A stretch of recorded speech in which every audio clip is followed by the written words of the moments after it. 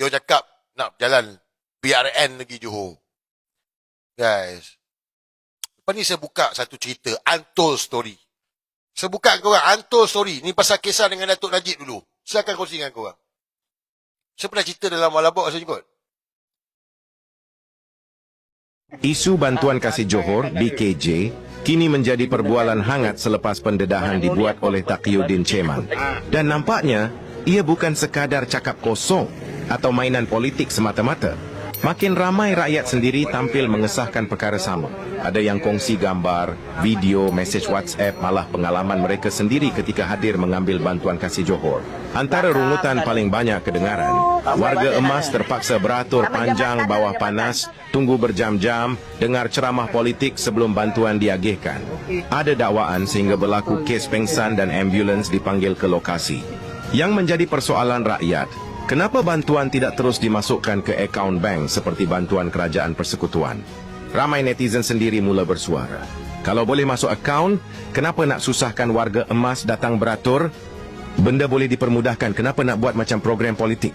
Apa yang menarik, isu ini nampaknya sudah mula berubah daripada rungutan kecil kepada sentimen rakyat yang lebih besar.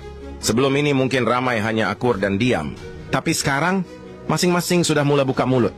Dan bila terlalu ramai berkongsi pengalaman yang hampir sama, rakyat mula melihat isu ini bukan lagi soal teknikal, tetapi soal cara bantuan rakyat diuruskan. Rakyat bukan marah bantuan diberi. Rakyat marah bila bantuan yang sepatutnya memudahkan akhirnya menjadi beban dan menyusahkan. Guys, ni 2026. 2026. Orang bayar pakai QR code. Betul tak? Betul tak? Orang tua pun ada QR code. Kalau tak ada, anak tu ada. Dan hari ni 2026. Majoriti orang ada akaun bank. Kenapa buat macam ni? Why?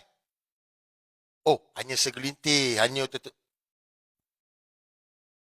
biar korang nampak tak? Ni geng-geng sumut. Korang semua ni, lahabau semua ni. Kalau mak bapak korang macam mana? Semata-mata nak dapatkan bantuan, orang tua kena pergi. Sampai pengsan. Kalau mak bapak kau macam mana?